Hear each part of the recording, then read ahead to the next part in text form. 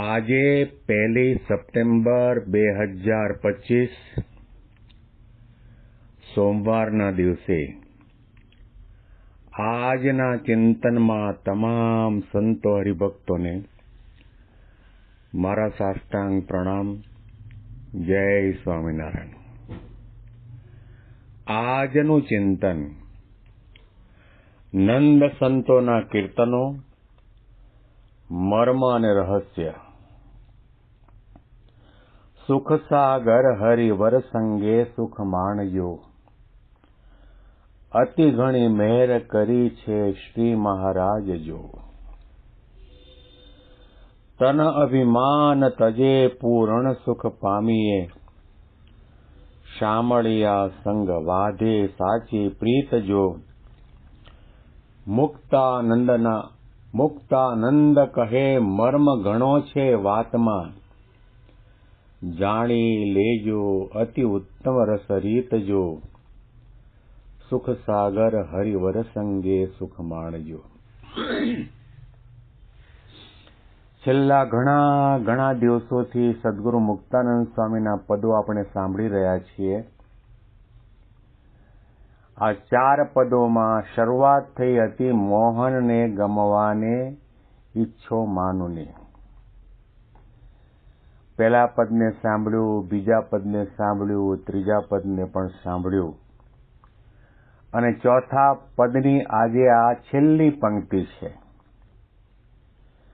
તનય અભિમાન તજે પૂર્ણ સુખ પામીએ, શામળિયા સંગ વાદે સાચી પ્રીત જો.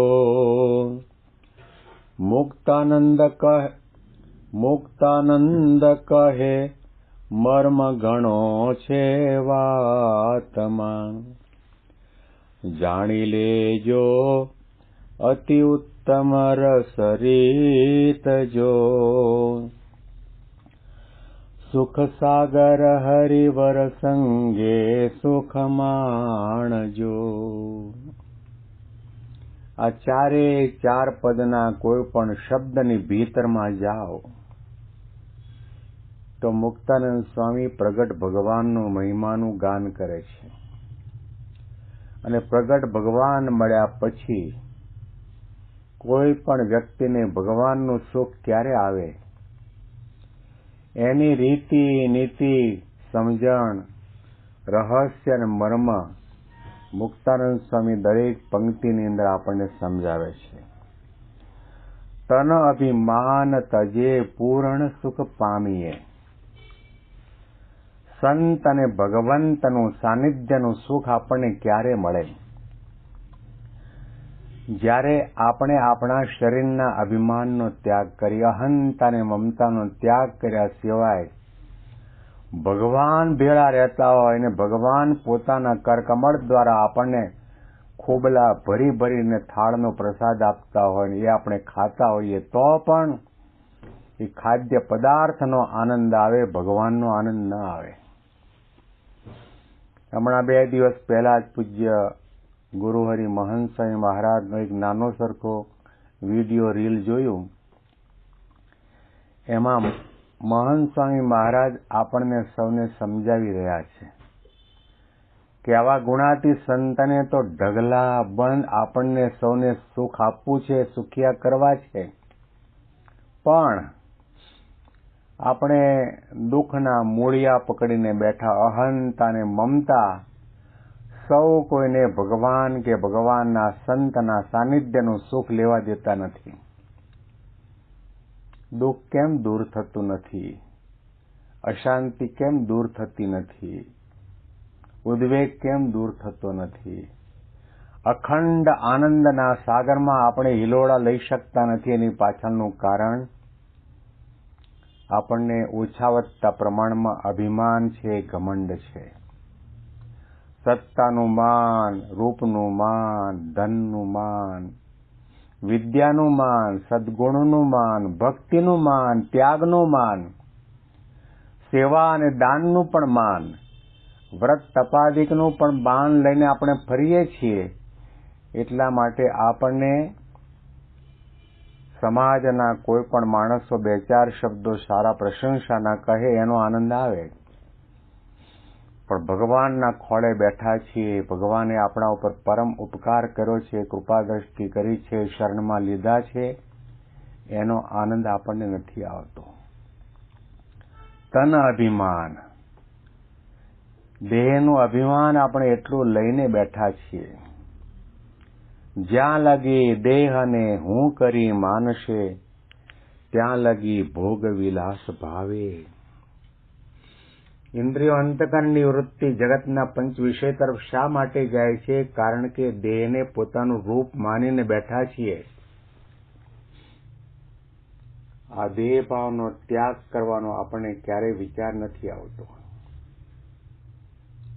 મારો તો ઉત્તમ કુળમાં જન્મ થયો, 6 ગામનો છું, અમીન છું, દેસાઈ છું, પટેલ છું, બ્રાહ્મણ છું, પૈસાવાળો છું, સંપત્તિવાળો છું, મારી પાસે આટલી મોટી સત્તા છે, સોસાયટીના તમામ માણસો મને માનપાન આપે છે, આદર આપે છે, સત્કાર કરે, સન્માન કરે છે. એ વિચારના કુંડાળામાંથી આપણે ક્યારેય પણ બહાર નીકળવાનો પ્રયત્ન નથી કરતા. તન અભિમાન તજે પૂર્ણ સુખ પામીએ. ભગવાનનું સુખ, પૂર્ણ એટલે પરબ્રહ્મ પરમાત્મા, એનું સુખ મેળવવા માટે આપણે દેહભાવનો ત્યાગ કરવો પડશે, નમ્રતા ધારણ કરવી પડશે, દાસત્વ ભાવ કેળવવો પડશે. સંત અને ભગવંતની આગળ અને સત્સંગની અંદર આપણે કંઈ નથી. નાને સે હો નાને રહીએ, જૈસી નાની દૂબ, ઘાસ ફીસ સબ ઉડ ગયા, દૂબ ખૂબ કી ખૂબ. યોગીજી મહારાજ હંમેશા કૃષ્ણજી અદા જે સાખી બોલતા એ પોતાના પ્રવચનની અંદર ઉચ્ચારીને વાત કરતા કે સત્સંગમાં નાના થઈને રહો, એને ધક્કો ન વાગે, એને માઠું ન લાગે, એને સત્સંગમાંથી પડવાનો વારો ન આવે, એને કોઈનો અભાવ કે અવગુણ ન આવે. સત્સંગમાં કોઈ પણ સંતનો, હરિભક્તનો, નાના મોટા ભાઈનો આપણને અભાવ અવગુણ આવે છે, એના તરફ આપણને ઘૃણા અને તિરસ્કારની ભાવના જાગે છે. એની પાછળનું કારણ આપણો અહંકાર છે. એકાદશી આપણે નિર્જળા કરી હોય ને આપણા વર્તુળમાં બીજા આપણાથી ઉંમરમાં નાના હોય, તંદુરસ્ત શરીરવાળા હોય, યુવાન અવસ્થાવાળા હોય, અને એ લોકો એકાદશી ન કરે અથવા તો ફરાળી કરે એટલે તરત આપણને એના પ્રત્યે ઘૃણા અને તિરસ્કારની ભાવના જાગે, કારણ કે આપણે એકાદશી નિર્જળા કરી એનું અભિમાન છે. યોગી બાપા અને પ્રમુખ સ્વામી મહારાજે કહ્યું કે આપણે એમ વિચાર કરવો કે આપણે ઘણું આ સત્સંગમાં આવ્યા પછી કરવાનું બાકી છે, અને જે ફરાળી એકાદશી કરે છે પૂર્વજન્મમાં કરીને આવ્યા છે. તમે તમારી પોતાની દાઢી ઓલવી લો, બીજાનું જોવા જશો તો તમારી નજર ભગવાન અને સંત તરફથી તૂટી જશે અને બીજી જગ્યાએ જશે. તન અભિમાન તજે પૂર્ણ સુખ પામીએ. દેહભાવનો ત્યાગ નહીં થાય ત્યાં સુધી ભગવાનનું સુખ નહીં આવે, સત્સંગનું સુખ નહીં આવે. સવારના પથારીમાં બેઠા થતાની સાથે આપણને વિચાર આવવો જોઈએ કે હું દેહ નથી, હું આત્મા છું, ગુણાતીત છું. મહંત સ્વામી મહારાજે આપણને એટલા માટે તો મંત્ર આપ્યો, ધ્યેય મંત્ર આપ્યો, સાધના મંત્ર આપીને કહ્યું કે દિવસને જ્યારે પણ નવરા પડો ત્યારે બોલો અને વિચારો, અક્ષરમ અહમ પુરુષોત્તમ દાસોસ્મી.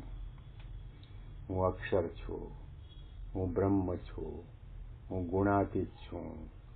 આ દેહ તે હું નહીં, ઇન્દ્રિય અંતકરણ હું નહીં, મન પણ હું નહીં. મારું સાચું વાસ્તવિક સનાતન સ્વરૂપ આત્મા છે. આત્મા કપાતો નથી, બળતો નથી, સુકાતો નથી, સડતો નથી, મરતો નથી, જન્મતો નથી. એવો હું આત્મા છું. કુળનું અભિમાન છોડો, વિદ્યાનું અભિમાન છોડો, સદગુણનું અભિમાન છોડો, ત્યાગ વૈરાગ્યનું અભિમાન છોડો, સમજણનું અભિમાન છોડો. જે કંઈ તમે નાની મોટી સાધના કરો છો એ તમામ સાધનાના અભિમાનનો ત્યાગ કરીને ભગવાનના ગમતા પ્રમાણે ભગવાનના દાસના દાસ થઈને, ગુલામના ગુલામ થઈને, આત્મભાવે, નિર્ગુણ ભાવે, બ્રહ્મ ભાવે, ગુણાતીત ભાવે જ્યારે આપણે સત્સંગ કરીશું, દર્શન કરીશું, સેવા કરીશું, સાધના કરીશું, ત્યારે આપણને એનો આનંદ આવશે. આ પંક્તિના અનુસંધાનમાં વિશેષ ચિંતન આપણે આવતીકાલના ચિંતનમાં સાંભળીશું. બેંગ્લોરથી પ્રેમ શાસ્ત્રીના સાષ્ટાંગ પ્રણામ. જય સ્વામિનારાયણ.